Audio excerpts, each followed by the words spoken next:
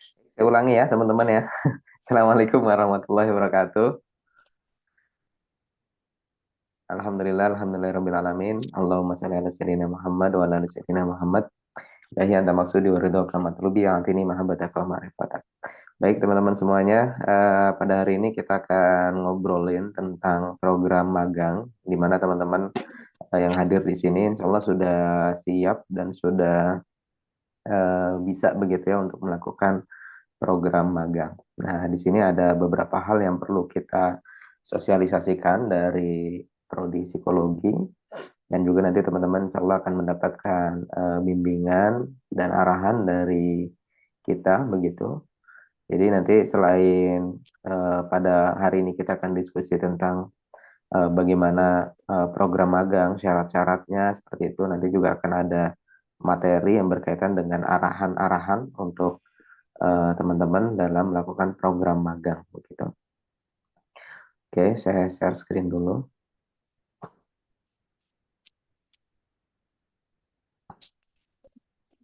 Oke, sudah terlihat ya teman-teman ya.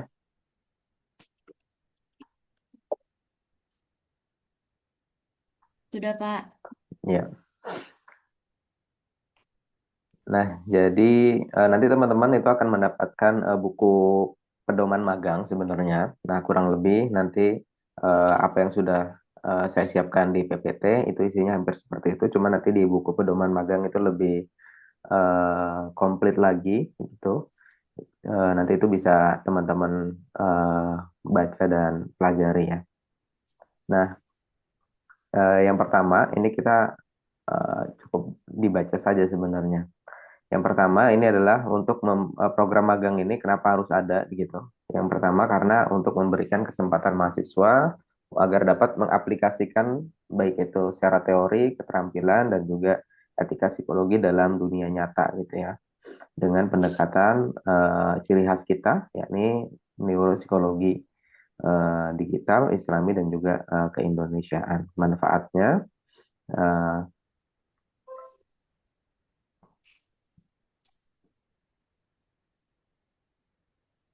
oke. Nah, ini manfaatnya. Yang pertama adalah bagi mahasiswa pengalaman kerja nyata, penguatan kompetensi dan jejaring profesional. Terus mahasiswa yang telah menyelesaikan program magang ini dapat memperoleh surat keterangan magang dari instansi penerima program magang dan sertifikat magang dari prodi psikologi yang dapat digunakan sebagai dokumen pelengkap surat keterangan pendamping ijazah. Terus bagi mitra, ya instansi penerima program magang ini akan mendapatkan bantuan sumber daya manusia yang memang dapat memberi kontribusi pada instansi mereka. Terus melalui program magang ini juga instansi penerima program magang ini dapat menjalin hubungan kerja dengan Fakultas Psikologi yang dapat memberikan manfaat dalam hal kerjasama baik di masa sekarang maupun nanti di masa depan. Nah, kita kembali ke profil lulusan ya, teman-teman. Jadi ini di prodi kita, profil lulusan ini ada 6, meskipun nanti sebenarnya tidak terpaku ke 6 hal ini aja gitu. Jadi kalau teman-teman misalnya kuliah di prodi psikologi, otomatis nanti teman-teman akan eh, jenjang karirnya harus menjadi 6 ini aja. Enggak. Cuman ini memang yang sudah kita sesuaikan dengan kurikulum kita gitu. Yang pertama ini adalah asisten psikolog. Jadi asisten psikolog itu yang dapat memiliki kemampuan membantu tugas psikolog dalam bidang psikologi terapan meliputi administrasi dan scoring tes, asesmen awal dan intervensi non klinis. Terus konselor psikologi, ada peneliti di bidang psikologi, terus penulis, konten kreator atau influencer gitu ya sesuai dengan perkembangan zaman sekarang gitu ya. Terus yang kelima, digital entrepreneur atau pelaku usaha mandiri. Terus tenaga ahli di bidang sumber daya manusia. Nah, jadi kalau misalnya teman-teman memiliki yang sudah bekerja saat ini begitu ya, tadi mungkin pertanyaannya adalah apakah saya bisa magang di tempat kerja saya begitu. Nah, asalkan nanti bisa diarahkan atau pekerjaan yang teman-teman lakukan itu nanti sesuai dengan CPL Prodi gitu ya atau sesuai dengan keilmuan-keilmuan psikologi. Intinya keilmuan psikologi itu bisa nggak diterapkan di tempat teman-teman kerja itu gitu. Nah, kalau memang misalnya nanti ada keilmuan-keilmuan psikologi memang bisa diterapkan di sana, itu insya Allah nanti bisa teman-teman tetap magang di tempat kerjanya teman-teman gitu.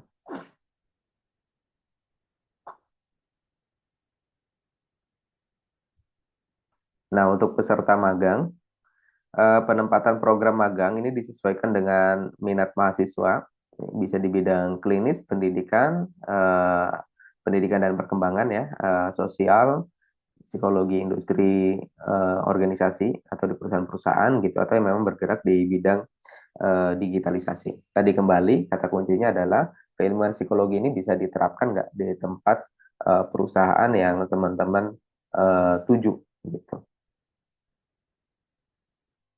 Terus ini sebagai syarat ya, jadi peserta program magang ini adalah mahasiswa psikologi yang telah lulus minimal 108 SKS. Jadi teman-teman coba nanti dilihat di apa di KHS-nya ya, itu sudah berapa SKS yang mata kuliah yang teman-teman lulus. Nah, ini batas minimalnya ada di 108 SKS dan umumnya ini sedang atau telah menyelesaikan perkuliahan di semester eh, ini 7 ya. Jadi mahasiswa yang sedang berada pada semester 6 ini semester 7 ini maksimal mengambil 15 SKS selama mengikuti program magang. Jadi ketika teman-teman mengambil program magang itu SKS-nya dibatasi. Jadi enggak sampai 24 SKS. Nah, jadi kemarin juga banyak mahasiswa yang ini ya yang bertanya gitu ya.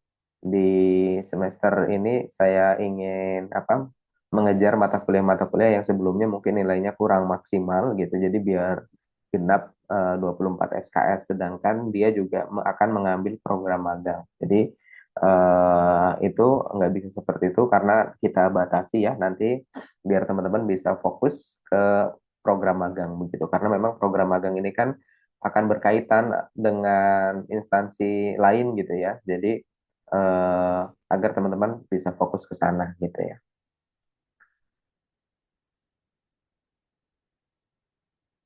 Nah, nanti mahasiswa program magang ini juga telah dibekali dengan kurikulum prodi nanti akan ada di buku kurikulum gitu ya.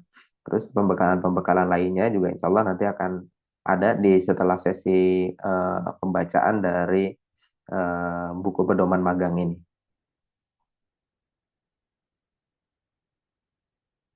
Nah, ini ketentuan bagi mahasiswa peserta program magang. Yang pertama, mahasiswa yang akan mengikuti program magang ini harus telah mengambil program magang, harus KRS ya. Nah, ini teman-teman saya lihat yang di sini sudah KRS intensif ya. Terus mata kuliah lain yang diambil bersamaan dengan program magang ini maksimal 15 SKS termasuk magang ya. Tadi sudah dibahas. Terus program magang yang telah diambil wajib diselesaikan sebelum ujian akhir semester pada semester tersebut. Jadi harus sudah diselesaikan di semester tersebut ya. Mahasiswa yang mengikuti program magang wajib membuat laporan magang setelah menyelesaikan magang. Nah, apabila mahasiswa terlambat menyelesaikan program magang dalam waktu 1 semester, maka mahasiswa tersebut akan memperoleh nilai D untuk program magang pada semester tersebut.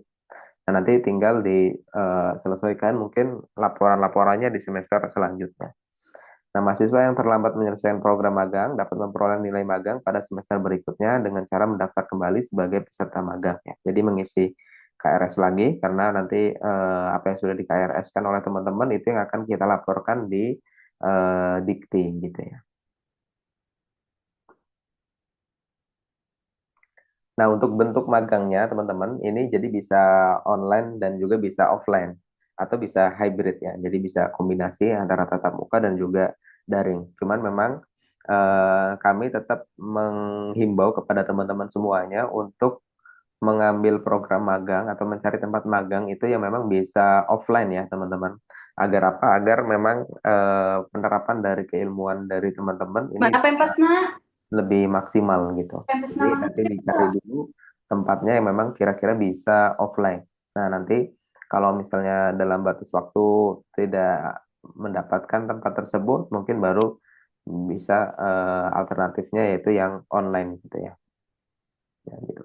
Nah, waktu yang akan dilaksanakan oleh teman-teman ketika magang itu selama minimal ini 3 bulan dan maksimal 4 bulan, teman-teman. Jadi magang kita ini cuman sampai 3 bulan atau 4 bulan gitu ya, nggak sampai 6 bulan.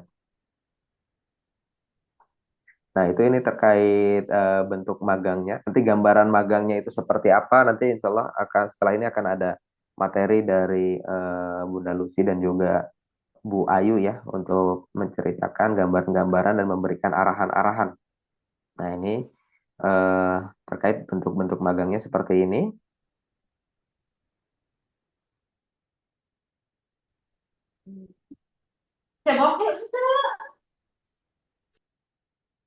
Oke, ini belum pindah ya.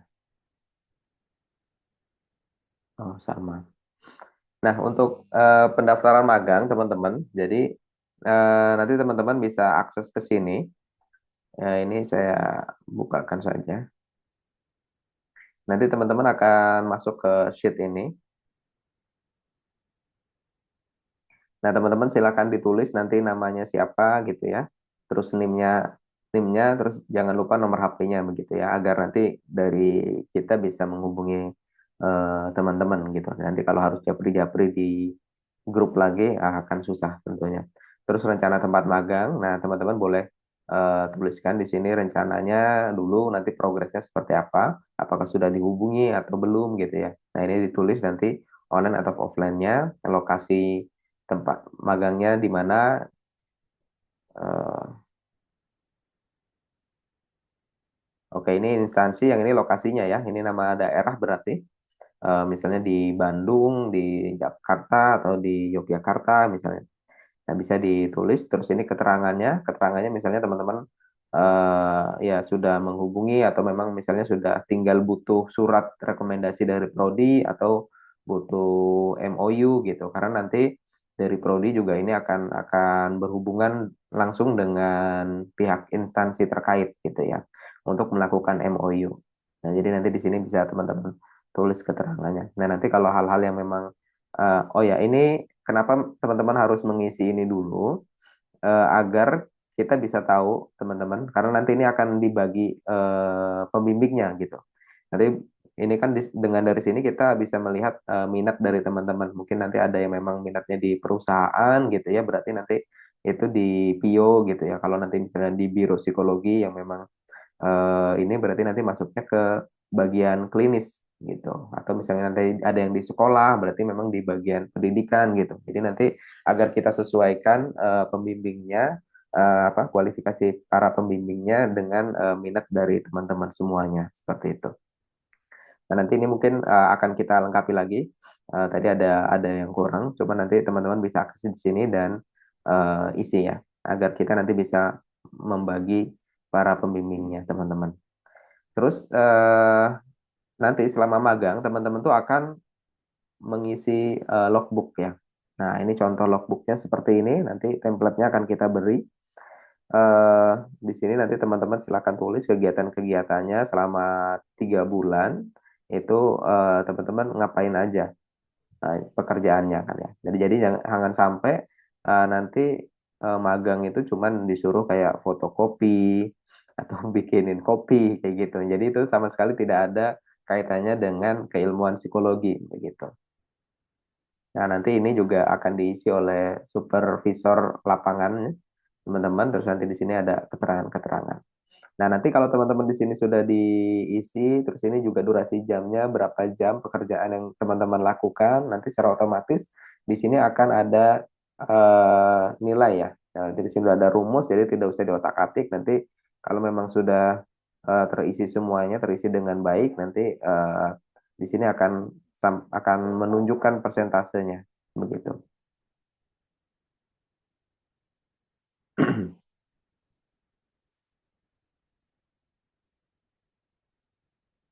Di sini ada pertanyaan, kalau untuk di Maluku Utara, instansinya bisa di perusahaan pertambangan, enggak Pak, untuk konsentrasi Pio.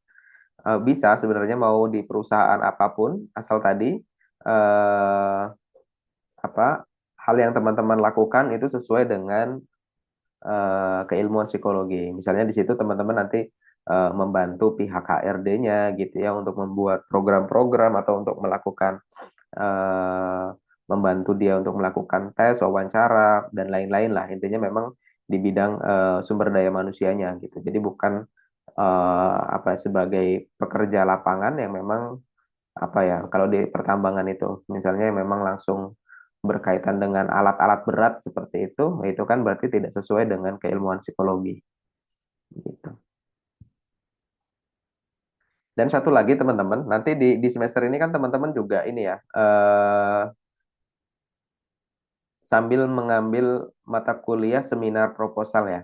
Nah, jadi usahakan teman-teman eh, program magang ini nanti akan dihubungkan gitu ya, dilinkkan dengan proposal penelitian teman-teman. Jadi ketika teman-teman akan mengambil ketika magang gitu, itu teman-teman nanti bisa sambil ngambil data, ngambil data, terus nanti eh, data itu diolah untuk menjadi proposal penelitian gitu. Jadi usahakan nyambung ya eh, minat dari teman-teman mengambil magang itu dengan nanti minat mengambil penelitiannya gitu.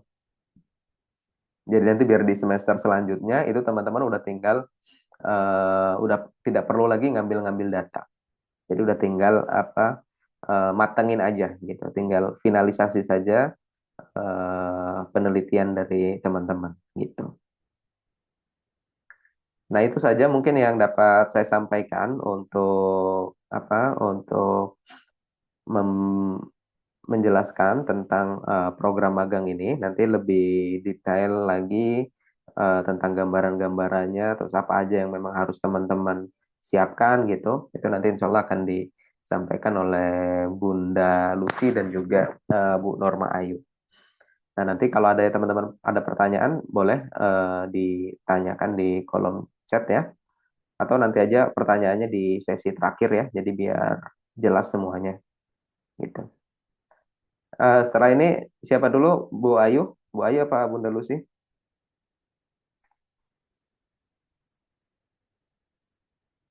Saya dulu deh. Oke, Bu Ayu dulu yang udah Ya, tapi siap. sebentar ya. Bentar, saya ada yang saya mau siapin dulu. Bentar. Mungkin kalau ada pertanyaan dulu aja, Pak Andin. Kalau yang terkait magang tadi yang simpel-simpel dulu sambil nunggu. Oke, boleh. Silakan teman-teman kalau ada yang tanyakan terkait apa penjelasannya Pak Adin, silakan bisa ditanyakan sambil saya mau persiapkan ini terlebih dahulu. Mungkin saya boleh minta izin sebentar, Pak. Oh, boleh Mbak, silakan. Baik, Bismillah, Assalamualaikum warahmatullahi wabarakatuh. Waalaikumsalam. Tadi terkait dengan penjelasan Pak Adi yang berkaitan dengan bahwa untuk semester sekarang kita harus fokus untuk magang dan tidak diperkenankan untuk mengambil mata kuliah yang lebih dari 15 SKS. Sementara kemarin saya sudah mengisi KRS itu bahkan sampai 24 SKS Pak karena di semester sebelumnya saya banyak sekali mata kuliah yang tidak lulus, yang tidak maksimal dan hal ini juga sudah saya konsultasikan sama Bu Ayu selaku dosen PA saya. Ini kira-kira bagaimana Pak? Apakah mata kuliah yang lain itu harus di-cancel demi untuk fokus ke magang dan proposal atau bagaimana Pak? Mohon arahan. Iya, iya.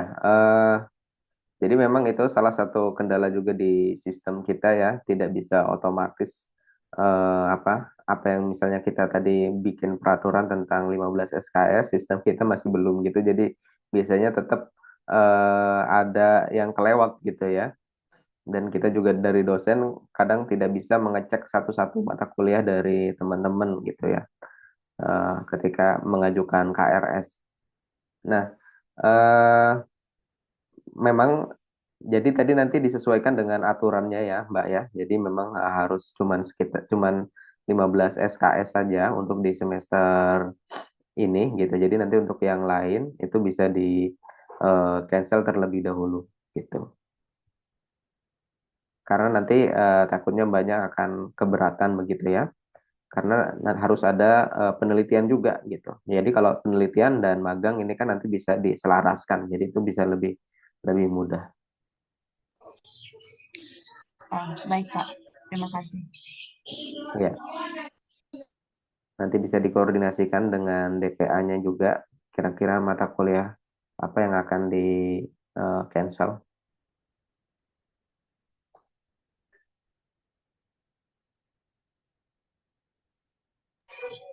Izin sekali lagi, Pak, soal lokasi magang.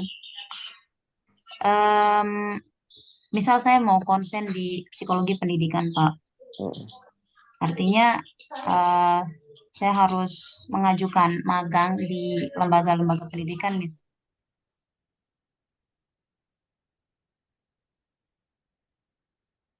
Suaranya hilang ya. Hilang suaranya. Halo?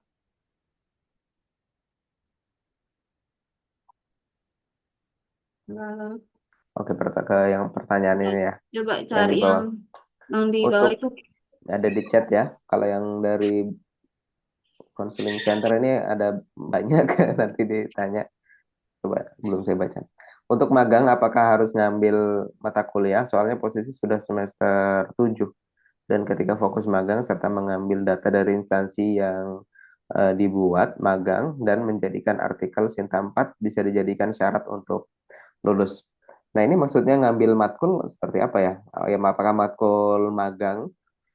Kalau matkul magang dan juga internship dan juga ini ya, dan juga seminar proposal itu memang harus diambil gitu. Nah, tapi kalau untuk mata kuliah yang lain nggak harus. Kalau memang teman-teman sudah lulus semuanya dari yang semester-semester sebelumnya gitu. Tapi kalau di semester-semester sebelumnya ada beberapa mata kuliah yang belum lulus, ya nggak apa-apa sambil dikerjakan di yang semester sekarang gitu ya. Cuman nggak banyak-banyak kan. Makanya ini kita batasi biar teman-teman tidak terlalu berat, bisa fokus ke situ. Tapi kalau teman-teman cuma mau fokus di magang dan proposal ini, seminar proposal gitu, nggak apa-apa juga gitu. Cuma nanti mungkin teman-teman mendapatkan kewajiban untuk menyelesaikan mata kuliah yang sebelumnya yang tidak lulus gitu. Nah, terus untuk syarat kelulusan ya, kita memang tidak tidak hanya skripsi begitu. Jadi nanti untuk teman-teman publikasi jurnal juga itu bisa. Nah, untuk publikasi jurnal ini cuman memang di kita ini Sinta 3 ya, Mbak Ayu ya. Ya. Ya, jadi nanti di Sinta 3, diusahain di Sinta 3 ya. Nah, nanti kalau teman-teman sudah eh, publish gitu ya, atau udah mendapatkan LOA gitu dari Sinta 3, nah itu udah teman-teman udah bisa langsung lulus gitu, tidak harus membuat skripsi lagi.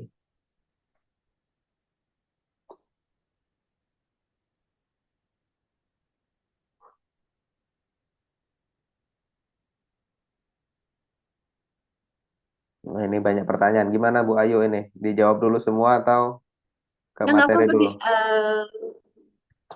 Oke deh. Ke Gimana? materi dulu aja ya, ke materi dulu. Materi Jadi aja nanti dulu bisa, ya.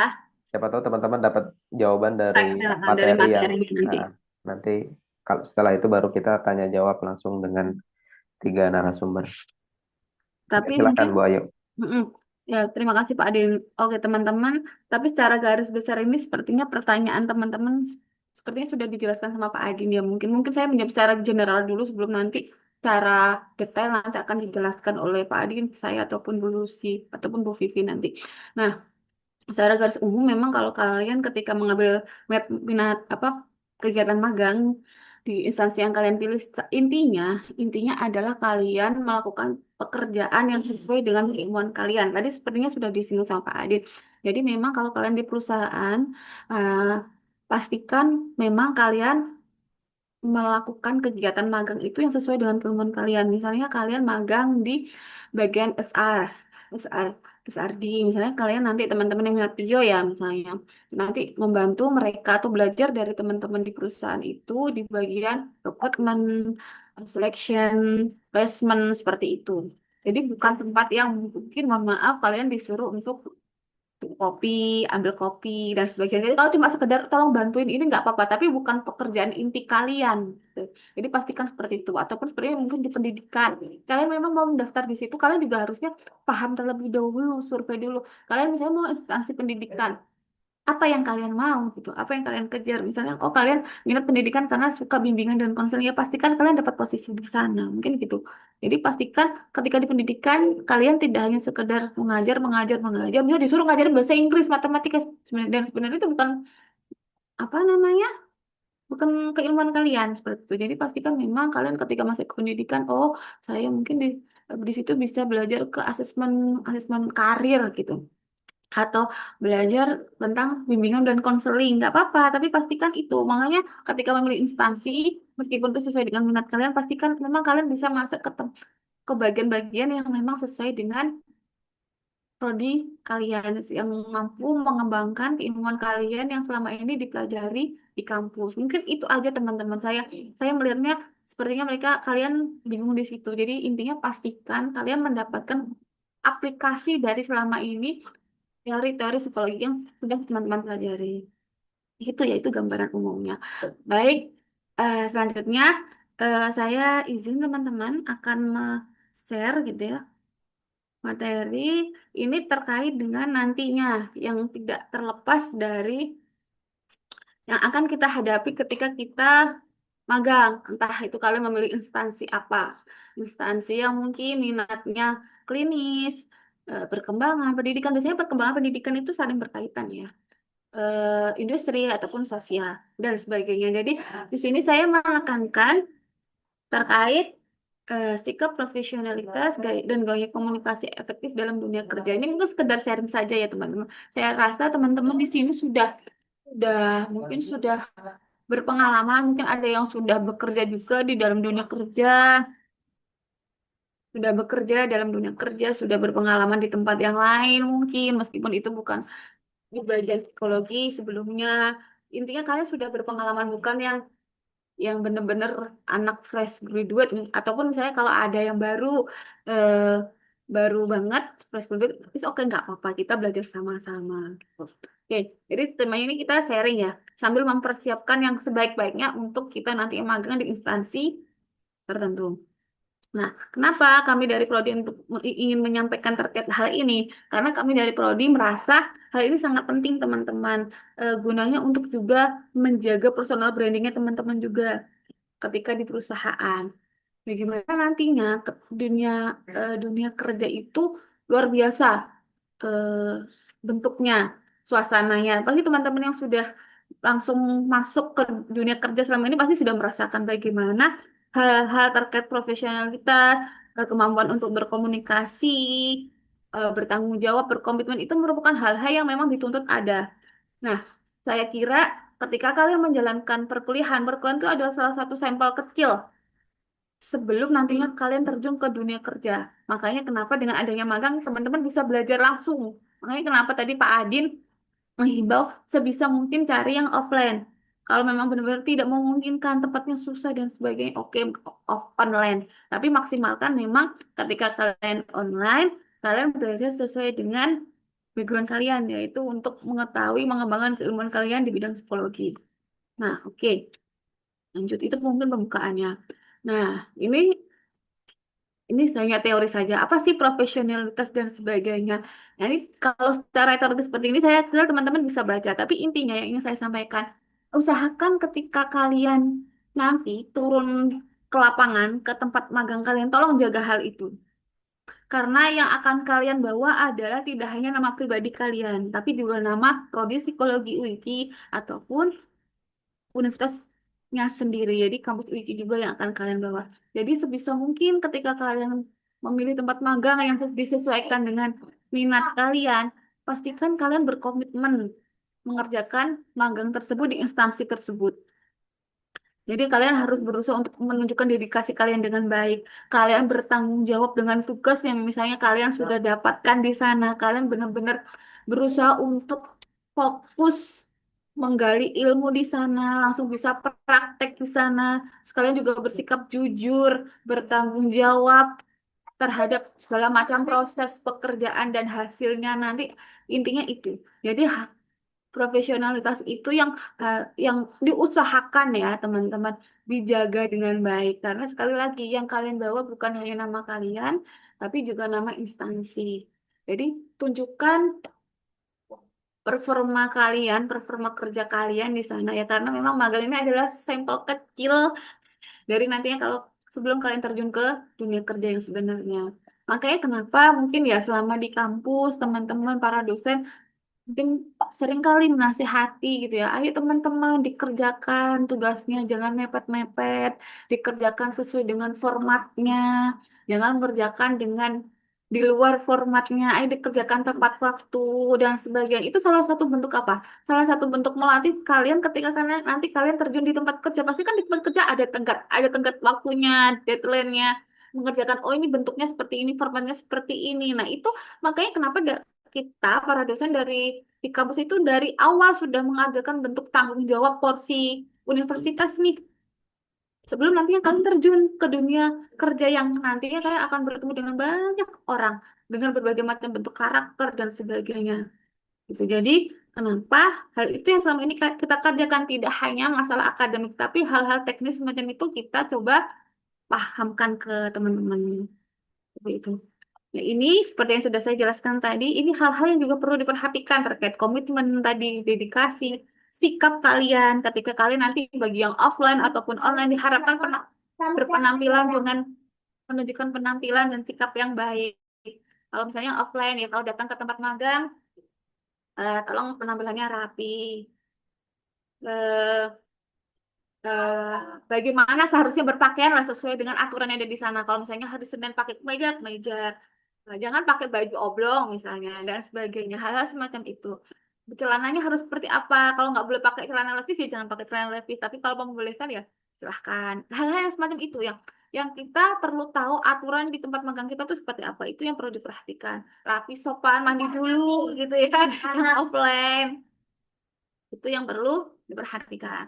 Nah, terus kalian juga usahakan ketika mengambil mengambil banyak pelajaran di sana, belajar di tempat magang kalian, usahakan mengikuti aturan di sana, bersikap jujur, menampilkan performa yang terbaik, sebaik-baiknya dari diri kalian, dan pastikan ketika kalian membentuk sikap-sikap positif atau performa positif kalian di sana, nanti insya Allah kalian juga, oh iya ya, mbaknya ini, masnya ini, misalnya Mbak Ana ini keren, Mbak Fitri ini keren, bisa dipercaya, bertanggung jawab ketika saya diminta, tolong kerjakan, tolong dibantu ya ini psikolognya, tolong di assessment, misalnya bukan, saya gini, tolong lakukan tes ini, atau tolong disusun ya laporannya ini, coba draftnya, tapi terus kalian berusaha mengerjakan dengan sebaik-baiknya, kalian detail sesuai dengan yang ditunjukkan oleh psikolognya dan sebagainya. Nah, itu ketika kalian bisa melaksanakan itu dengan baik dan benar dan sesuai, nah itu nanti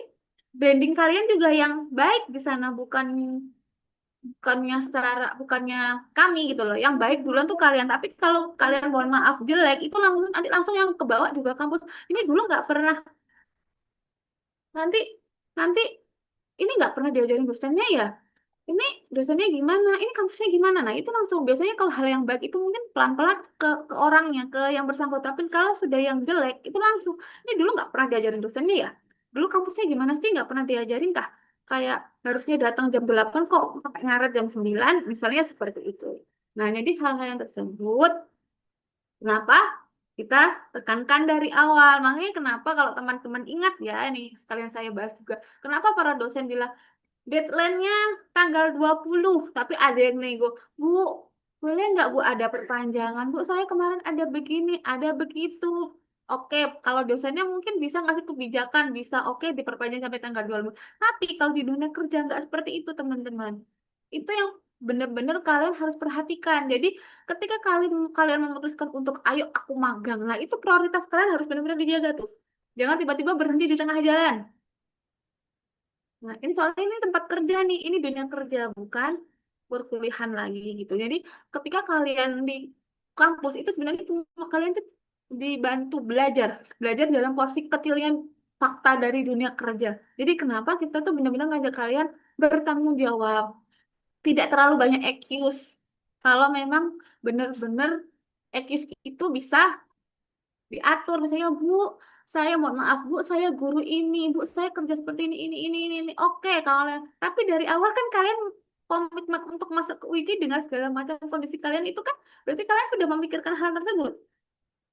Kalian berani untuk mengambil resiko itu untuk saya sambil kerja ya sambil kuliah. Jadi bagaimana nanti kalian mengatur waktunya? Tapi kan mohon maaf, kenyataannya banyak yang akhirnya Bu tugasnya begini-gini sistem SKS lalala dan sebagainya. Nah, itu makanya kenapa adanya materi seperti ini untuk menjaga hal-hal tersebut tidak terjadi di tempat kalian nantinya magang. Karena kalau brandingnya kalian sudah jelek, nanti langsung tuh ngarah kemana-mana. Kalian juga jelek, nggak bisa dipercaya. Nanti khawatirnya kalian nggak dikasih peluang-peluang untuk bisa belajar sesuai dengan background kalian seharusnya sudah benar di rekrutmen misalnya malah ini kok kayaknya disuruh rekrutmen orang pakai ini kok nggak bisa misalnya. Oh dia kok nggak paham ketika diajarin analisa jabatan misalnya teman-teman di industri. Bingung dan sebagainya. Kalau awal-awal masih adaptasi oke, tapi kalau secara teori dasarnya aja nggak paham, nah itu nanti kalian khawatirnya yang saya khawatirkan adalah nanti nggak dikasih kepercayaan dan peluang lagi untuk bisa belajar. Jadi silahkan makanya kenapa pilih memang yang benar-benar sesuai dengan minat kalian karena itu yang nanti akan sangat mendukung dengan diri kalian untuk proses belajarnya. Oke, nah kalau terkait fleksibilitas ini adalah usahakan teman-teman bisa menyesuaikan diri dengan kondisi yang ada di sana. Di sana aturannya gimana? Pola budaya kerjanya seperti apa? Cara komunikasi para atasan dan bawahan ataupun karyawan di sana gimana itu silahkan diperhatikan. Jadi memang mungkin dari awal seminggu 2 minggu itu masih adaptasi, tapi harapannya adaptasi kalian itu selalu berprogres di sana. Itu ya teman.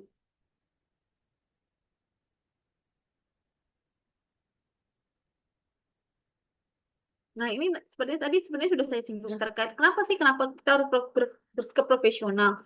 Karena nih nanti ketika kalian dipercaya di sana itu bisa meningkatkan jenjang karir-karir kalian juga. Misalnya nih teman-teman yang tinggal di Makassar di Sulawesi misalnya. Kalian tertarik dengan bidang industri, Pio. Kalian magang di sana. Kalau kalian selama magang 3 bulan, 4 bulan itu menunjukkan performa yang baik, bisa mengambil hati karyawan di sana, bisa mengambil hati atasannya kalian, teman-teman, begitu ya.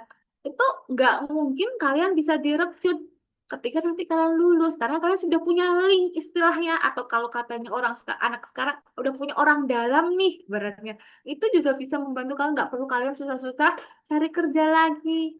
Tuh. Jadi kenapa saya concern banget untuk ayo teman-teman gitu jaga performa kalian tunjukkan dengan sebaik-baiknya karena itu juga bisa untuk menjaga personal branding kalian dan percaya nggak percaya teman-teman ya hal-hal semacam ini kalau kalian bisa menjaga dengan baik itu akan ngaruh ke adik tingkat kalian personal branding personal brandingnya wih ini bagus ternyata ya anak-anak psikologi yang bagus jadi ketika misalnya ada adik tingkat kalian yang masuk di perusahaan yang sama misalnya itu akan bisa lebih mudah misalnya karena misalnya kalian jadi start nih jadi percontohan mungkin berat ya mungkin omongan saya itu tapi itu kenyataannya seperti itu teman-teman jadi kalian tuh jadi pionirnya perintisnya dari pembuka jalan bagi adik-adik tingkat kalian misalnya seperti itu jadi kenapa tapi nggak usah terbebani dengan yang saya sampaikan memang sepertinya biasanya seperti itu ya kenyataan seperti itu tapi nggak usah terbebani lakukan yang terbaik fokus dengan pilihan kalian dan insya Allah itu kalian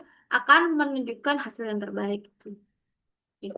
Nah, selanjutnya di akhir rekan kerja itu tadi serangkaian seperti yang saya sampaikan ketika kalian menampilkan performa yang baik dan itu bisa menguntungkan jenjang karir kalian dan pasti teman-teman rekan kerja kalian ataupun karyawan-karyawan yang ada di sana yang sudah tetap ataupun atasan kalian pasti akan menghargai kalian dan bisa ya membuka jalan karir kalian, bisa mendukung dan sebagainya. Kan kita nggak ada yang tahu rezeki ya. Yang penting kita menampilkan performa yang terbaik. Karena kalian di sana kan niatnya mungkin niatnya belajar, mengembangkan ilmu, dapatkan ilmu yang lebih dan sebagainya. Tapi ketika kalian bisa menunjukkan performa yang baik, bisa saja kalian bisa direkrut gitu. Makanya kenapa profesionalitas itu penting. Nah, ini terkait komunikasi efektif. Komunikasi mungkin teman-teman sudah sangat familiar dengan hal ini ya. Jadi komunikasi secara garis besar dibagi dengan jenisnya dengan namanya komunikasi verbal dan non-verbal. Kalau verbal ya seperti kayak melalui pesan dan kata-kata, non-verbal seperti tatapan mata, gestur tubuh, intonasi suara dan sebagainya, ekspresinya gimana. Nah, dan tapi saya mau fokus dulu di komunikasi verbal dan non verbal. Nah, pastikan ketika teman-teman nanti di tempat magang itu kalian tolong dijaga komunikasi, kalian pahami, kalian observasi dulu, teman-teman sudah pernah belajar observasi dan wawancara kan? Nah, itu tolong benar-benar dimanfaatkan. Nanti itu yang akan mempengaruhi nanti kalian dalam berkomunikasi dengan teman-teman kerja kalian yang ada di sana. Mungkin di sana ada teman-teman yang juga magang, mahasiswa yang magang ataupun dengan karyawan itu kalian usahakan menggunakan komunikasi yang baik. Kalau memang di sana menggunakan bahasa Indonesia, ya pakai gunakan bahasa Indonesia. Tapi kalau di sana cenderung pakai bahasa daerah ya silahkan ya monggo. Jadi diperhatikan saja gimana modelnya di sana. Nah, tapi yang terpenting adalah gunakan komunikasi yang efektif. Maksud saya apa? Pastikan, misalnya nih saya ngomong sama Pak Adin nih, pastikan pesan yang saya sampaikan ke Pak Adin itu nyampe. Misalnya saya sama Pak Adin, saya nyampaikan Pak Adin sistemnya begini, sistem uji begini dan begitu. Saya harus memastikan kalau Pak Adin itu paham. Jangan-jangan Pak Adin hanya cuma dengar, tapi ketika saya minta, Pak Adin tolong ini dimasukkan ke sistem datanya, Pak Adin nggak bisa. Nah, itu namanya nggak komunikasi efektif. Sama halnya dengan ketika teman-teman nanti di magang, kalian, saya diminta tolong bagian seleksi, Mbak, tolong nanti pakai alat tes ini ya, untuk menseleksi ini, nanti hasilnya seperti ini, dan sebagainya. Kalian hanya ngangguk-ngangguk misalnya, oh, iya Pak, iya Bu, padahal kalian nggak paham. Nah, jadi hal-hal seperti itu yang harus diperhatikan. Jadi ketika misalnya ada hal-hal yang tidak kalian pahami terkait instruksi dari rekan kerja kalian, nah silahkan ditanyakan dengan baik, dengan sopan, agar nanti antara pesan yang dikirim ini dengan yang diterima itu sama.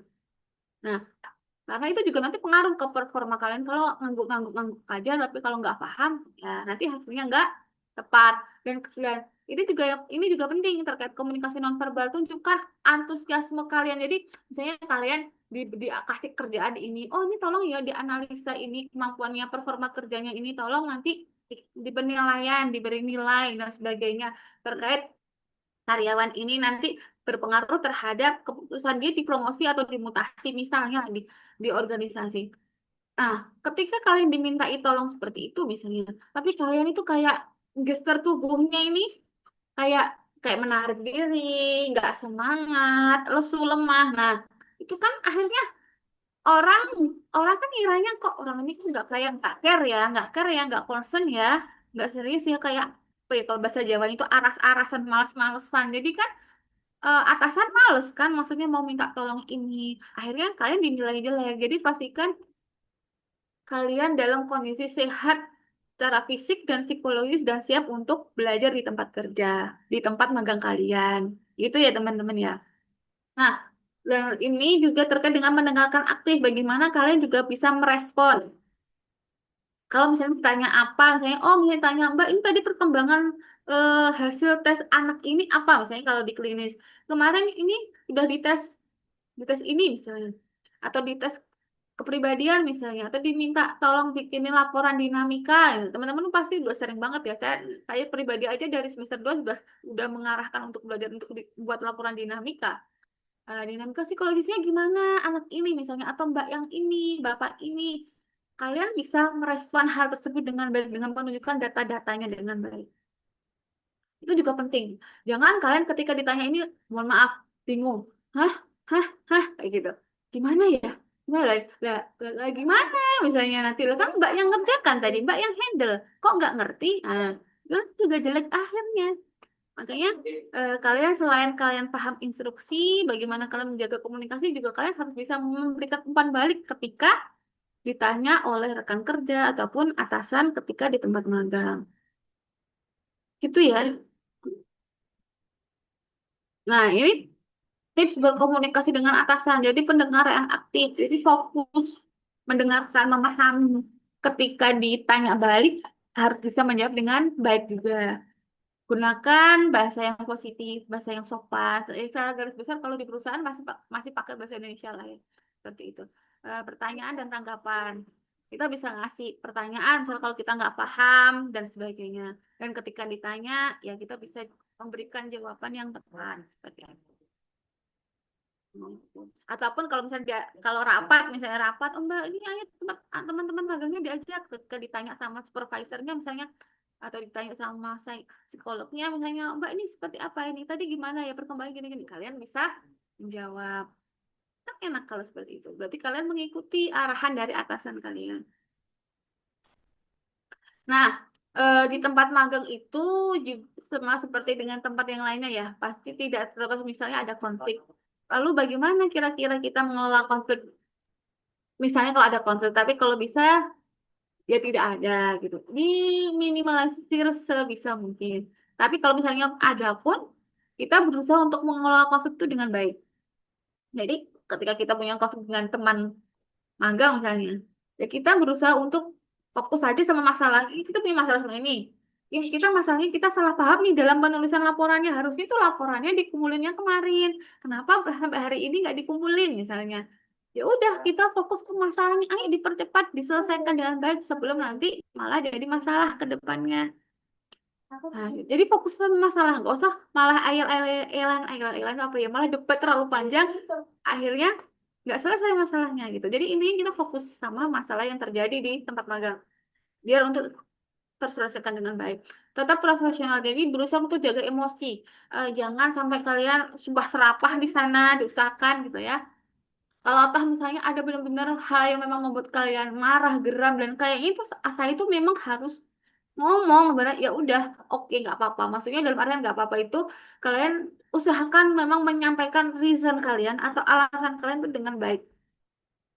Dan memang emang kenyataannya seperti itu dan memang misalnya saya nggak salah Pak Bu.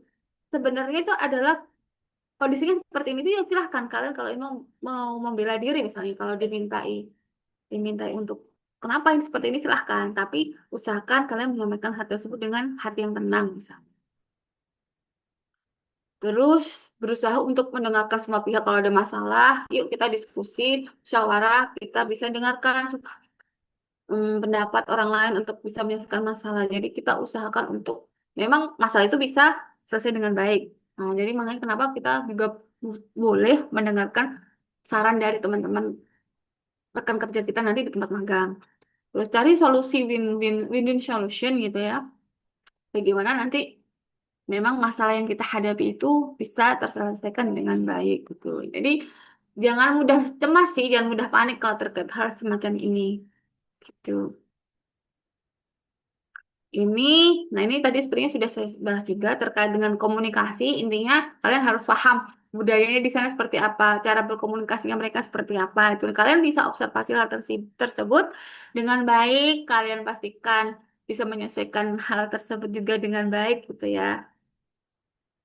Jangan nanti malah kalian kok misalnya ini seperti ini gitu gaya komunikasinya kalian terlalu C gitu nih kalian terlalu tinggi atau terlalu mungkin mohon maaf cara penyampaiannya terlalu kurang bisa disesuaikan misalnya mungkin rekan kerjanya teman-temannya di sana sudah senior-senior tapi gaya omongan kalian kayak terlalu terlalu kekinian mungkin jadi dianggapnya kurang sopan nah itu hal-hal yang mungkin bisa diperhatikan ya jadi dan itu teman-teman terkait gaya komunikasi juga itu juga diperhatikan gaya komunikasi kan karena ini sudah dunia digital ya itu nanti kan juga terkait dengan menghubungi para teman atau atasan itu ya WA atau via email itu juga bisa diperhatikan teman-teman kalau memang budaya kerjanya memperhatikan jam kerja misalnya hubungi saya sekitar jam 8 sampai jam 6 malam ya 8 pagi sampai jam 6 malam kalian harus perhatikan kalian ya kalian kalau mau menghubungi atasan kalian perhatikan jam kerjanya jangan nabrak kalian kalian tabrak semua karena kebiasaan menghubungi dosen di sini misalnya jam 8 jam 9 malam masih kalian hubungi beda jadi kalian harus perhatikan juga cara komunikasi kalian di sana gimana budaya kerjanya pas tanya bisa kalian bisa di sana tanya sama teman-teman rekan kerja yang sudah duluan kerja di sana di sini bagaimana cara berkomunikasinya. Kalau saya mau kirim laporan ini biasanya maunya lewat apa nih atasan lebih suka via apa email kah, WA, ataupun dua-duanya. Atau misalnya saya ngirim laporannya di email, nanti konfirmasinya lewat WA. Nah, hal-hal semacam teknis semacam ini juga harus kalian pahami. Dan perhatikan juga jam kerjanya. Misalnya, oh, teman rekan kerja kalian di sana bilang, Mbak, nanti kalau bikin apa ngirim laporannya harus di jam kerja ya. Dan konfirmasinya pun juga harus di jam kerja. Jadi, misalnya Bapak minta selesai dikumpulkan paling lambat jam 3. Ya udah paling lambat jam 3, jangan lebih. Nanti sekarang langsung dikonfirmasi ya, misalnya Pak, Bu, nah tadi hasil laporan atau draft draft untuk hasil seleksinya penempatan karyawannya tadi sudah saya kirim di email. Silahkan dicek misalnya. Nah, itu. Dan hal-hal tersebut itu harus diperhatikan ya. Untuk menghubungi atau menyampaikan pesan atau hanya sekedar mengkonfirmasi itu diperhatikan. Jangan ditabrak-tabrak aja. Kalau memang orang tersebut menghargai jam kerja, oh jam kerja ya udah sampai jam 6 sore, malam itu buat keluarga misalnya. Ya kalian hargai privasi di sini, privasi atasan. Soalnya kalian baru anak magang berarti. Jangan menimbulkan image-image yang kurang baik di sana. Oh, lawang orang jam jam 10 itu waktunya orang istirahat, udah waktunya apa misalnya mungkin mengerjakan tugasnya yang lain bersama keluarga, mengerjakan hal yang lain atau bisnis yang lain. Kalian masih tanya, Pak, Bu, nanti ini laporannya seperti apa? Itu kayaknya kurang etis juga. Dan itu juga sama halnya dengan dosen kalian di kampus sudah jam 10, jam 11 malam di WA. Saya rasa itu kurang etis juga ya untuk melakukan hal-hal yang seharusnya besok pagi itu masih bisa ditanyakan, kecuali ada kesepakatan, ada hal yang sudah disepakati bersama. Seperti itu. Nah, itu makanya terkait jam-jam kalian nanti menghubungi teman-teman yang ada di sana saat kalian nanti magang itu perlu diperhatikan. Perhatikan juga bahasanya. Bahasanya ngomong yang baik, yang jelas, cara penulisan, itu makanya tolong ya, ini saya benar-benar pesen deh. Tolong diperhatikan jamnya. Kalau memang di sana tidak mengenal jam kerja ya monggo, tapi kita juga harus tahu diri ya. Kalau bisa maksimal jam 9 atau jam 10 malam. Kalau misalnya toh nggak ada jam kerja bebas, tapi kalau misalnya ada ya tolong diperhatikan. Jangan disamakan dengan kita WA sama suami kita, istri kita, ataupun sama pacar kita, teman kita gitu. Jadi hal-hal semacam itu harus diperhatikan.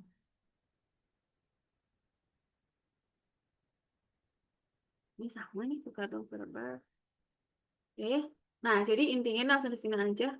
Intinya, ketika nanti di tempat magang, usahakan kalian tampilkan performa terbaik kalian, jaga komunikasi dengan rekan kerja, baik secara langsung, komunikasi langsung ataupun secara teks, misalnya via via WA atau via email dan sebagainya. Tolong jaga dengan sebaik-baiknya karena performa yang baik, performa yang kalian tunjukkan nanti di tempat magang itu juga akan mempengaruhi karir kalian di masa depan. Jadikan kegiatan magang kalian itu membentuk diri kalian menjadi lebih baik ke depannya.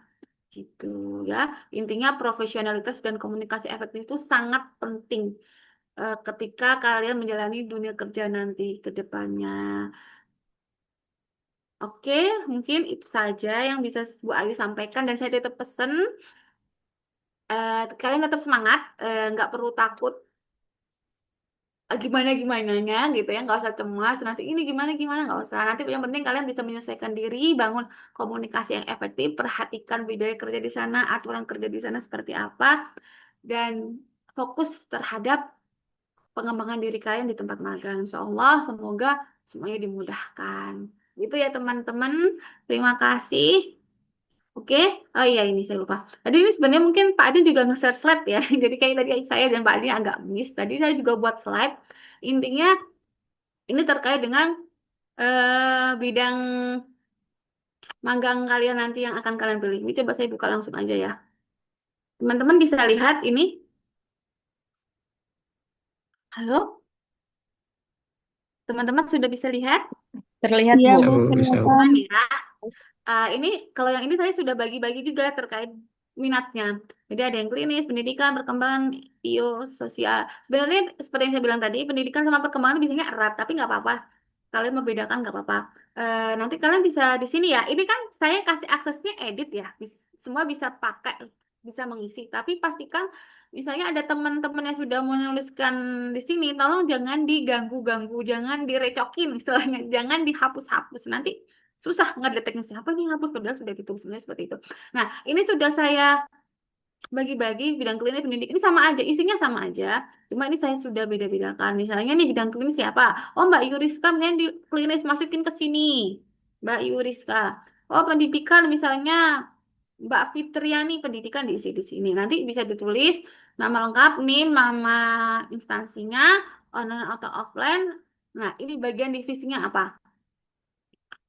Misalnya tadi di industri ini, oh namanya Mas Ismail, dimnya sekian, nama instansinya magangnya PT apa-apa, bla bla bla, offline, misalnya bagian divisinya bagian HRD. HRD-nya HRD-nya bagian apa? Oh saya bagian di placementnya, penempatannya misalnya, atau saya bagian di trainingnya, training karyawan baru misalnya. Terus, nah kalau yang ini seperti yang tadi sudah dijelaskan sama Pak Adin, eh, usahakan teman-teman ketika kalian sudah jalan sebulan misalnya di tempat magang, kalian sudah punya judul untuk nanti kalian presentasikan di seminar proposal. Jadi buat aja judulnya dulu, sambil nanti pelan-pelan jalan, bikin konsepnya, bikin draftnya. Karena apa? Nanti itu juga akan ngarah ke pembimbing kalian. Misalnya kalau di industri nanti kalian misalnya dapat Pak Adin sama siapa. Pembimbing dua ini sifatnya opsional ya, tergantung kebutuhan. Dan gini, kalau misalnya teman-teman kalian tanya ada yang tanya gini, Bu, saya memang minat Pio, Bu, tapi saya itu juga ngangkat isunya nggak semuanya Pio. Misalnya ada perkembangan-perkembangannya misalnya ya. Ya nggak apa-apa gitu loh. Nanti pembimbingnya juga menyesuaikan. Oh nanti berarti pembimbingnya dosen Pio sama dosen perkembangan misalnya Bu Pak Adil sama Bu Vivi misalnya itu nggak apa-apa.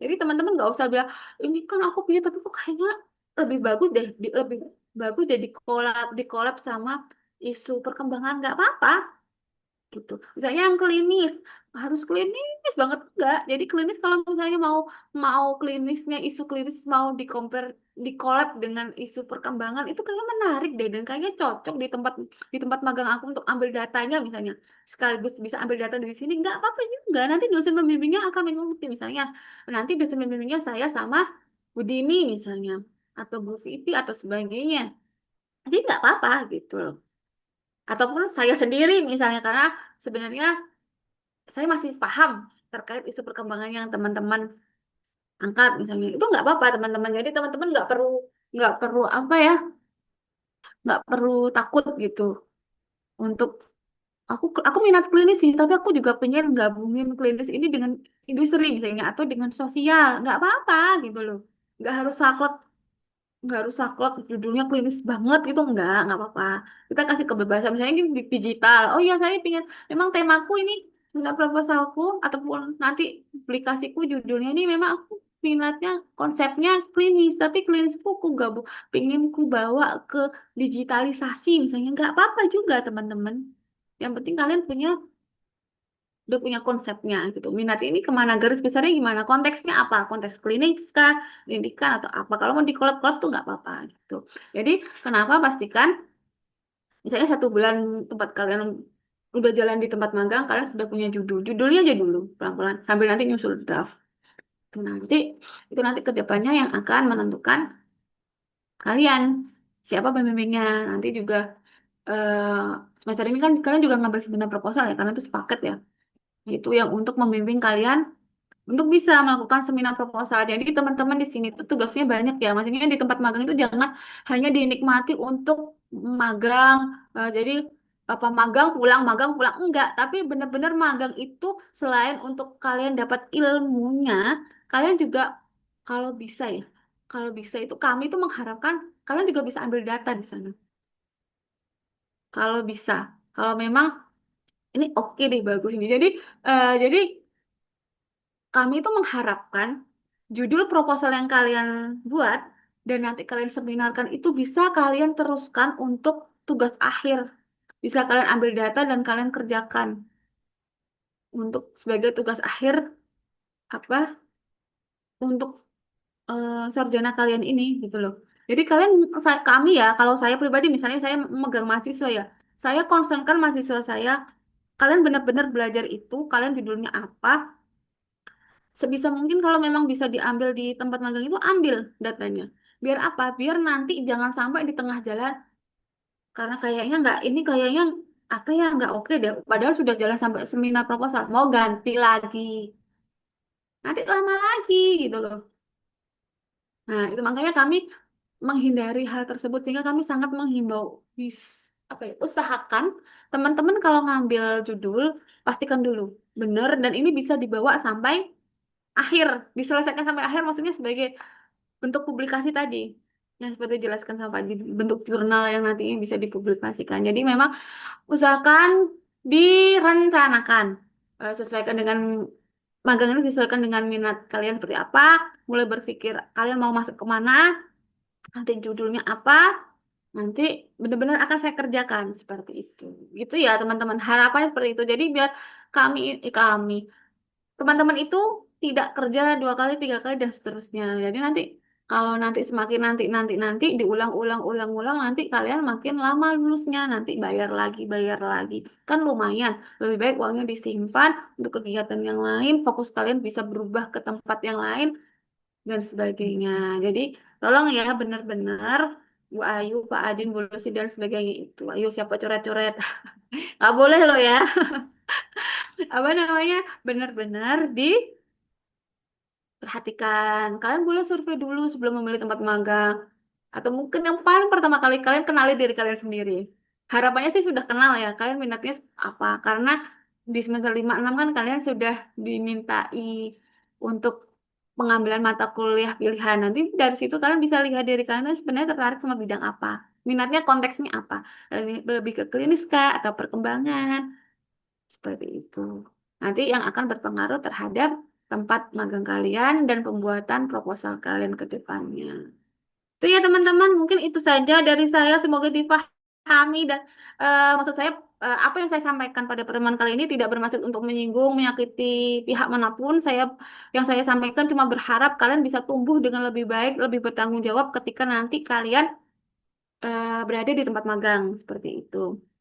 Dan kalian bisa lancar menghadapi banyak tipe rekan kerja di tempat magang nantinya. Karena tempat magang ataupun dunia kerja itu masih sangat berbeda dengan dunia perkuliahan. Kalau kalian merasa dunia kampus temanku kok seperti ini ya gini-gini itu masih masih mending daripada nanti ketika kalian di dunia kerja itu akan lebih kompleks lagi sifat, karakternya dan suasananya. Jadi tolong manfaatkan dengan sebaik-baiknya bekal-bekal yang materi-materi yang diberikan oleh Prodi pada hari ini.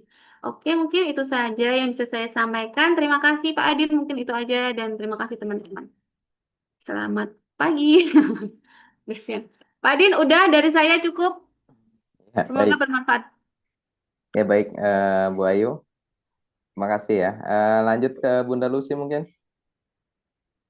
Halo, Bunda Kalau Lucy. Ya, izin teman-teman, kalau dari saya tuh lebih ke ini kali ya, lebih ke aplikasinya di klinis karena eh, aku mengacu pada teman-teman dari universitas lain yang sudah pernah magang di sini gitu ya. Jadi ini buat teman-teman yang mungkin mau magang di seputar klinis, mungkin ini bisa membantu juga gitu. Tapi kalau di klinik saya itu bisa 3 bidang ya, ke bidang pendidikan karena klinik saya itu ada 2 ya. Yang satu bergerak di bidang pendidikan ya untuk nanganin anak berkebutuhan khusus.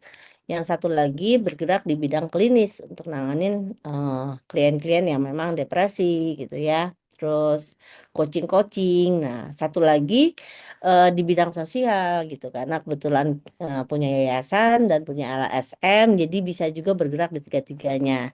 Nah, mungkin aku izin share dulu terkait dengan apa-apa aja ya bidang yang ada di tempat saya. Nah, klinik saya itu besarannya ya mungkin teman-teman semua di sini udah tahu ya Smart Talent Psychology Art Center yang sering berkolaborasi dengan Counseling Center UICI. Nah, di Smart Talent itu punya juga eh, klinik sister company lah ceritanya gitu ya namanya Brain Up.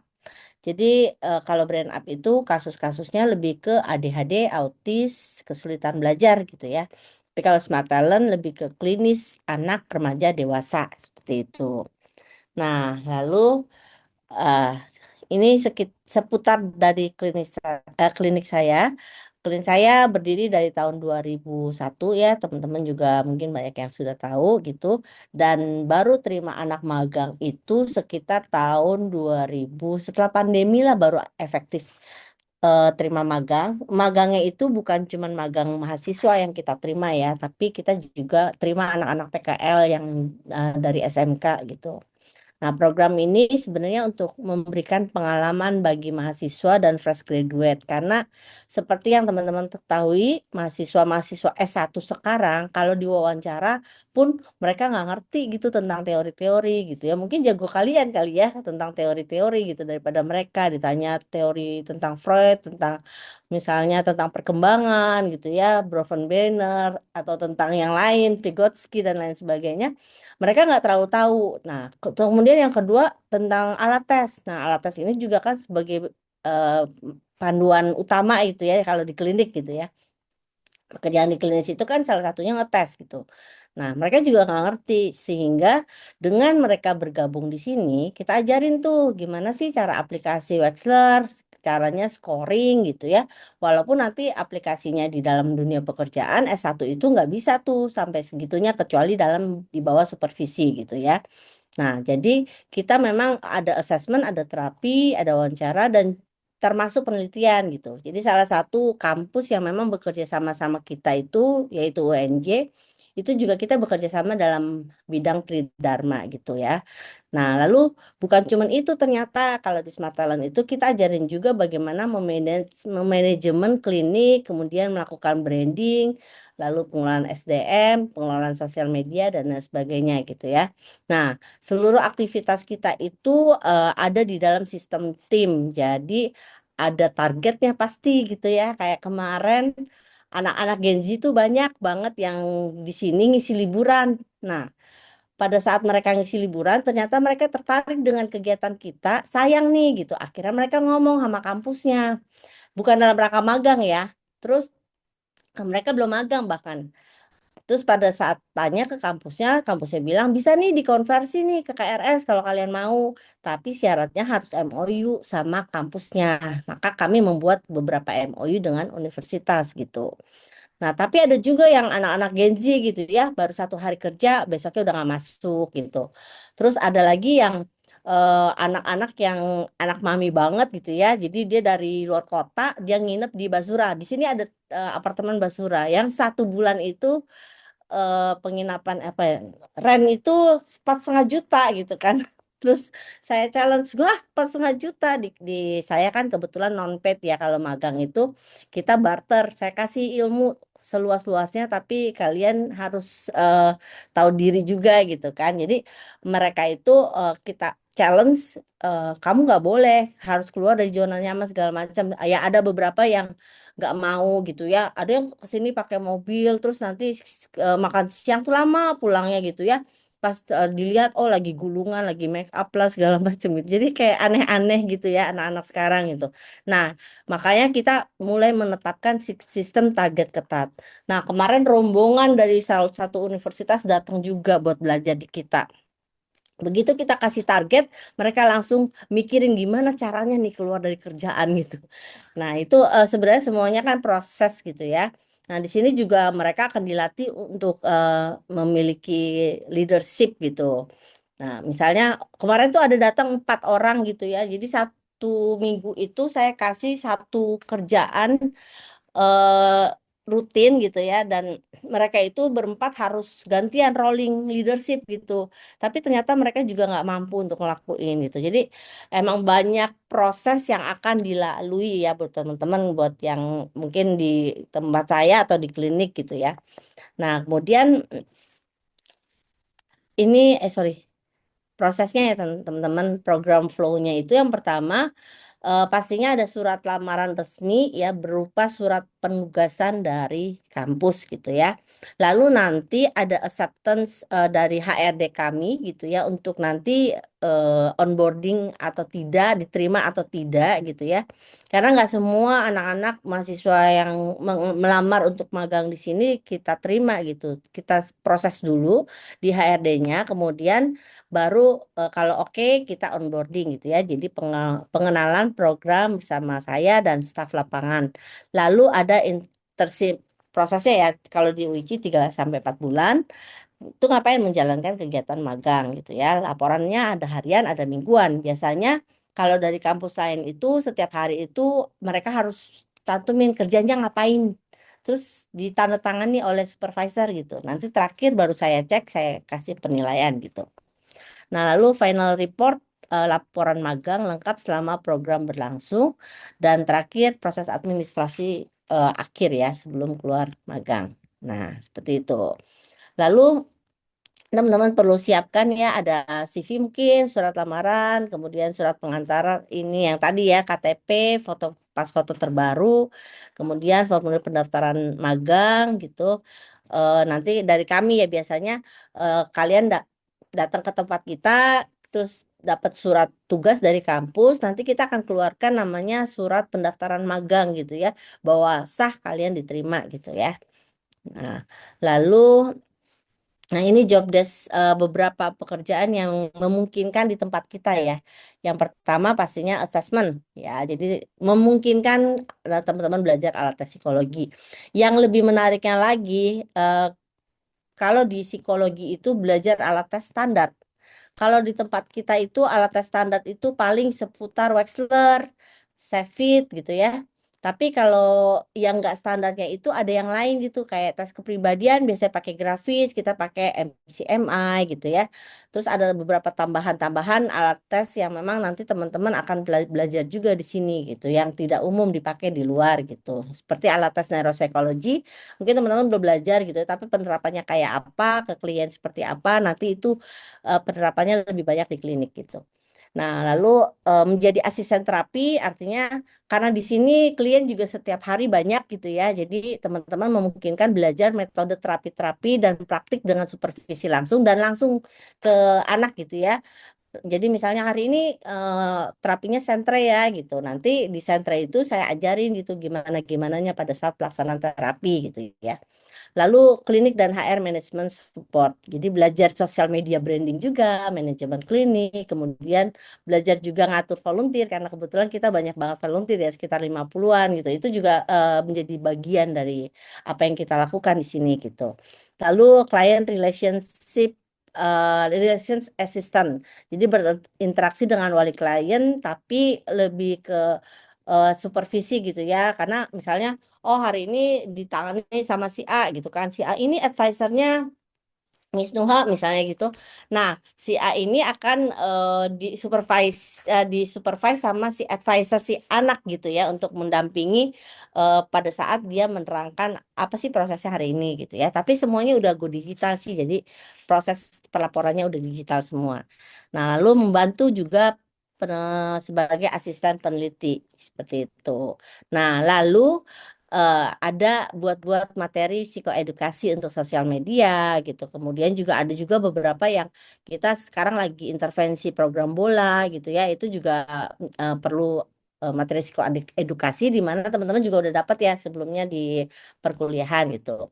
Lalu karena kita community based, maka kita juga akan turun ke lapangan nih untuk memberikan apa memberikan pembantuan ya bantuan atau mediasi atau mendukung kebutuhan organisasi sosial ataupun sekolah-sekolah yang membutuhkan dukungan dalam hal misalnya PFA ya kebetulan karena di komunitas jejak psikologi forensik juga banyak sekolah-sekolah gitu ya jadi sosialnya juga dapat gitulah kira-kira gitu ya teman-teman. Jadi setiap intern yang tergabung di sini ada targetnya yang terukur dan ada rotasi kepemimpinan. Kemudian nanti model ini akan dirancang dan kita akan lebih banyak kolaborasi sih gitu ya. Kayak kemarin kita kolaborasi juga nih sama PDDikti 3 gitu kan, sama beberapa institusi perguruan tinggi untuk gimana nih caranya nih supaya kita bisa kolaborasi karena kebetulan di tempat kita cukup kental juga dengan psikologi forensik gitu ya,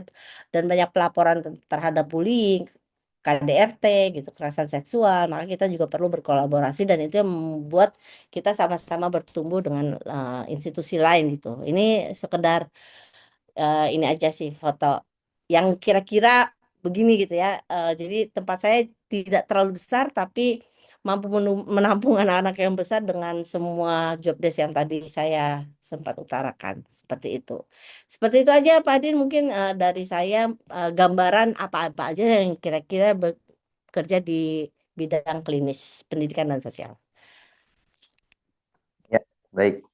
Terima kasih Bunda Lucy. Jadi itu gambarannya teman-teman apa yang memang harus dipersiapkan ketika teman-teman mengambil program magang ini begitu. Jadi nanti mungkin sekitar 2 minggu ini ya teman-teman ya, itu teman-teman bisa mulai cari dulu tempat magangnya, eh, kira-kira di mana, terus mulai menghubungi kira-kira bisa magang atau enggak begitu ya. Mungkin kayak apa ya nanya-nanya dulu gitu. Kalau ini nanti memang membutuhkan surat-surat gitu, nanti bisa dikoordinasikan dengan pihak prodi gitu ya. Nanti baru setelah itu baru kita buatkan surat, terus nanti sampai teman-teman dipastikan bisa magang di sana gitu. Nah, nanti kalau memang misalnya ada teman-teman yang eh, sampai tenggat waktu tidak mendapatkan tempat begitu, itu juga nanti dikoordinasikan ya, karena nanti kita insya Allah juga dari Prodi akan punya alternatif-alternatif lain untuk mencarikan teman-teman tempat magang juga. Tapi memang yang pertama, teman-teman coba cari dulu agar apa? Agar teman-teman bisa mendapatkan tempat magang yang memang sesuai dengan teman-teman, sesuai dengan tempat teman-teman gitu ya. Karena kalau kita yang carikan ya belum tentu satu lokasi dengan yang teman-teman gitu. Karena tadi kita coba prioritaskan yang offline dulu ya teman-teman. Gitu. Nah, kita coba jawabin pertanyaan-pertanyaan tadi. Nah, buat teman-teman, kalau masih ada yang mau bertanya, boleh di kolom chat ya.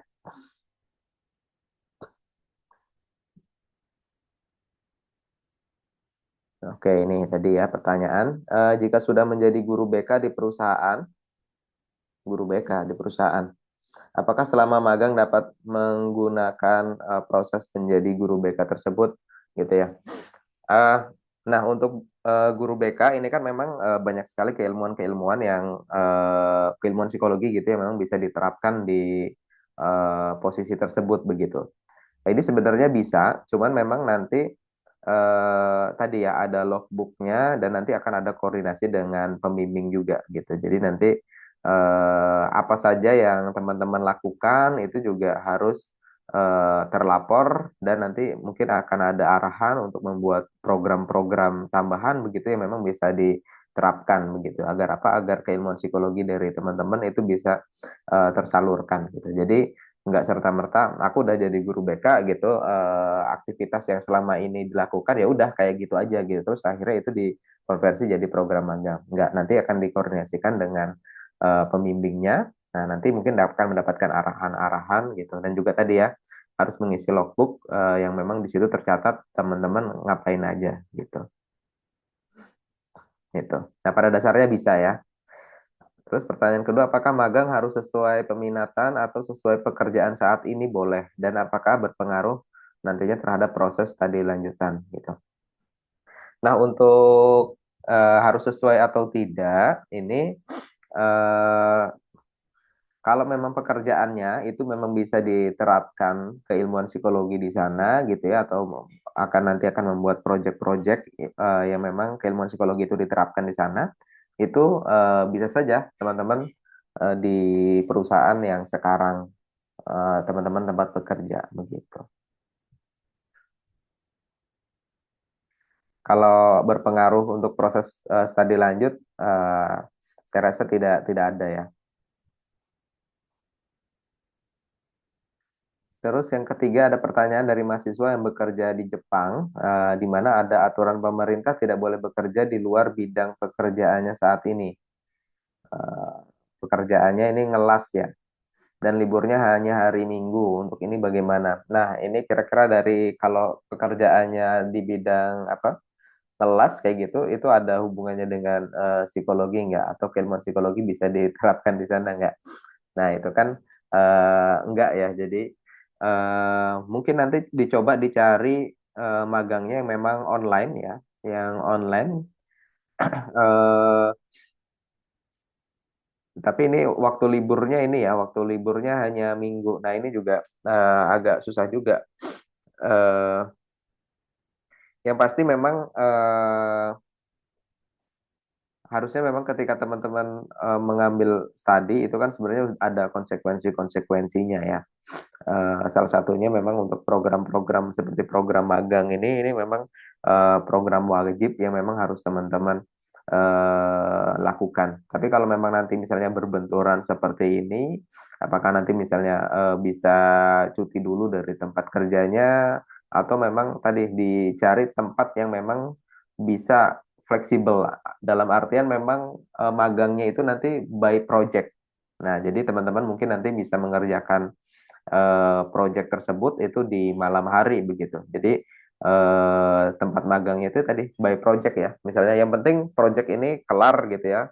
Kelar memang berhubungan juga dengan keilmuan psikologi gitu. Nanti coba di seperti itu atau nanti dikoordinasikan dengan ini ya, dengan pembimbingnya.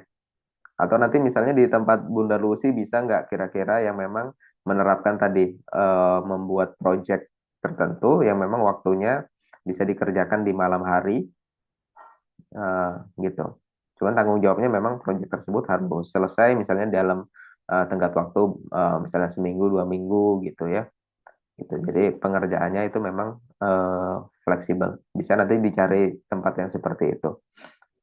Karena untuk teman-teman dari prodi-prodi lain juga itu ada yang magangnya di WICI ya. Nah, WICI itu punya WICI Smart Center gitu. Nah, itu juga biasanya by project gitu. Cuman memang untuk yang saat ini ada itu yang berkaitan dengan apa ya mungkin teknik apa informatika dan juga komunikasi digital begitu. Nah, untuk psikologi belum tahu apakah bisa diterapkan di sana. Cuman yang paling memungkinkan ini mungkin nanti bisa dikolaborasikan dengan counseling center ya, gitu.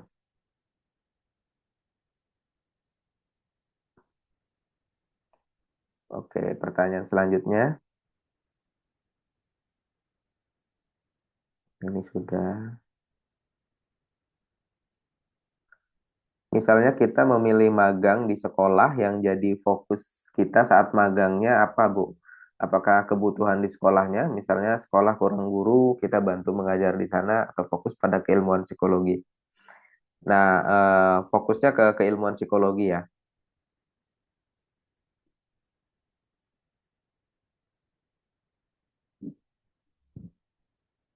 Output magangnya apakah berbentuk sidang atau sampai laporan saja? Nah, untuk output magang ini sampai laporan saja, tetapi tadi kita menghimbau kepada teman-teman untuk menghubungkan magang tersebut dengan seminar proposal dengan penelitian yang akan teman-teman lakukan begitu. Jadi nanti eh, sidangnya itu ya di seminar proposal itu. Kalau memang tadi sejalur ya. Maksudnya sejalur itu biar teman-teman menghemat tenaga. Nah, untuk ini yang terlambat, apakah magangnya boleh online? Boleh ya. Izin bertanya, jika sudah bekerja di bidang HR, apakah bisa dikonversi SKS-nya? Nah, ini juga sama begitu. Nanti dikoordinasikan dengan pembimbingnya, kayak gitu. Nanti apa saja yang dilakukan ketika menjadi HR tersebut, begitu.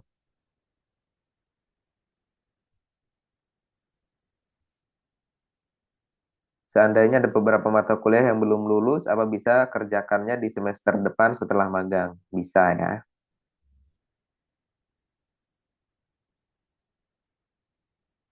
Apakah boleh magang di Biro Konseling Mahasiswa di sebuah universitas? Boleh ya.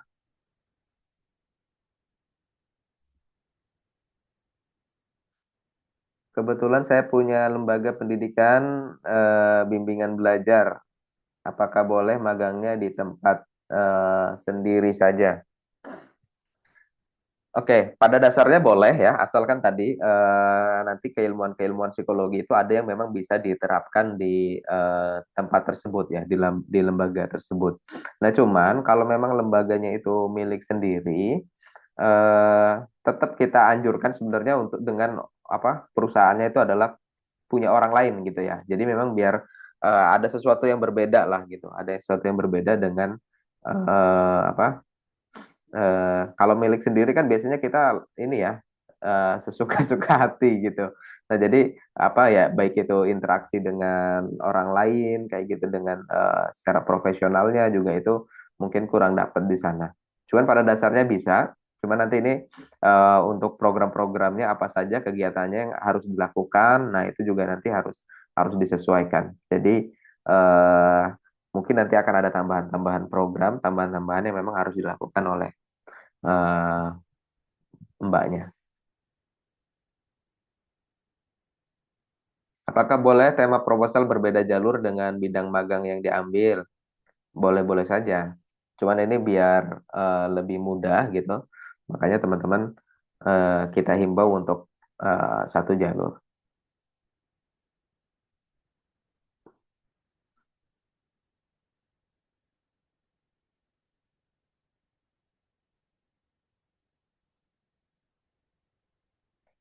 Semisal kurang dari 108 SKS yang lulus, apa harus dilengkapi dulu?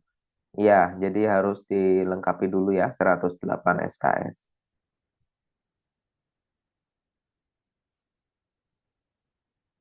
Untuk UIC Counseling Center, apakah bisa magang online? Nah, nanti ini akan coba dibicarakan ya. Cuman teman-teman, kita kasih waktu mungkin sekitar 2 minggu ini ya, teman-teman. Itu teman-teman cari sendiri dulu tempat magangnya. Nah, nanti kalau memang misalnya ada yang terkendala tidak mendapatkan tempat begitu, nah nanti bisa dikoordinasikan ke kita. Nah, nanti itu kita yang coba memberikan arahan gitu ya. Apakah nanti misalnya di counseling center atau di tempat Bunda Lucy gitu atau nanti Bunda Lucy juga punya beberapa tempat-tempat yang lainnya. Begitu juga Bu Ayu juga punya tempat-tempat lain gitu. Nah, itu juga bisa gitu. Cuman di ini di apa? Diusahakan sendiri begitu ya dulu ya. Kalau semisal di sekolah untuk silabus magangnya nanti bagaimana Pak? Nah, ini nanti akan berkoordinasi dengan dosen pembimbingnya ya, teman-teman. Tapi teman-teman mungkin bisa ini dulu, apa koordinasi dengan pihak sekolah dulu, kira-kira magang di sana bisa atau tidak. Kalau teman-teman yang memang misalnya sekarang sudah menjadi guru di tempat sekolah tersebut, ya tetap harus berkoordinasi. Misalnya selama 3 bulan atau 4 bulan ini, boleh nggak saya bantu di bidang BK? Misalnya kalau teman-teman ngajarnya tadinya guru biasa gitu ya, bukan BK gitu. Boleh nggak selama 3 bulan ini apa megang BK dulu gitu atau nanti akan ada project-project yang akan dibuat gitu kira-kira bisa nggak untuk dilakukan seperti itu. Nah kalau bisa nah nanti baru disiapkan program-programnya.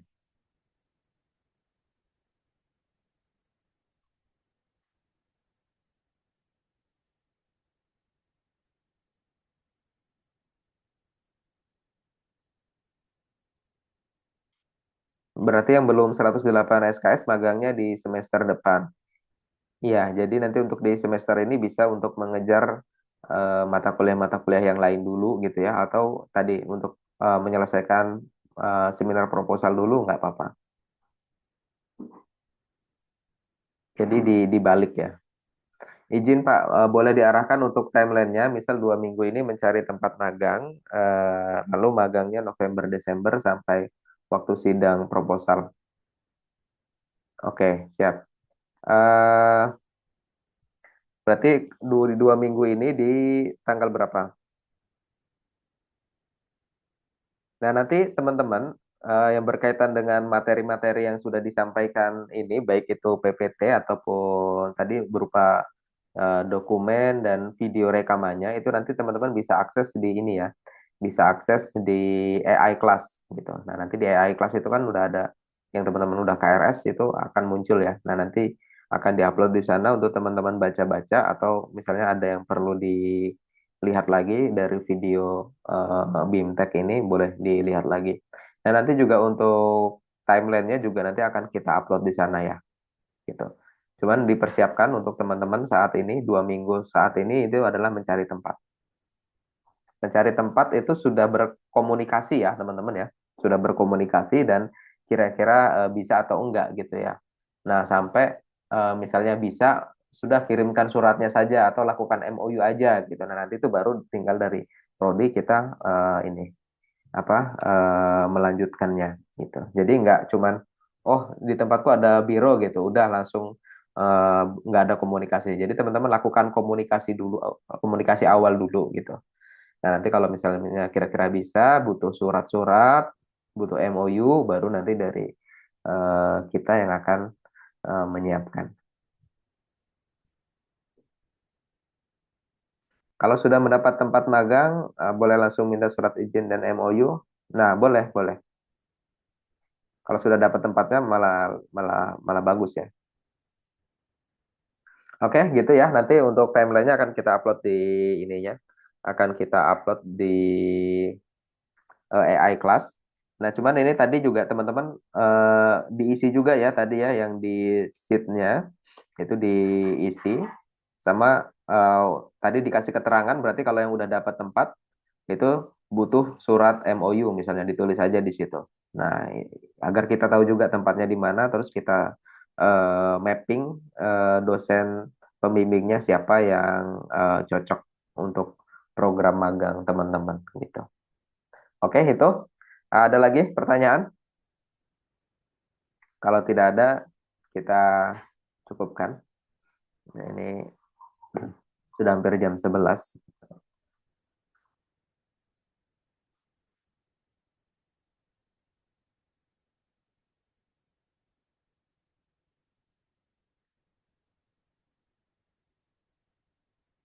Kalau nilai D plus sama C min harus mengulang dulu, Pak. Iya, jadi 108 SKS itu yang lulus ya, bukan yang cuma diambil tapi tidak lulus gitu. Kalau C min ini kan masih tidak belum lulus ya. Jadi minimal C.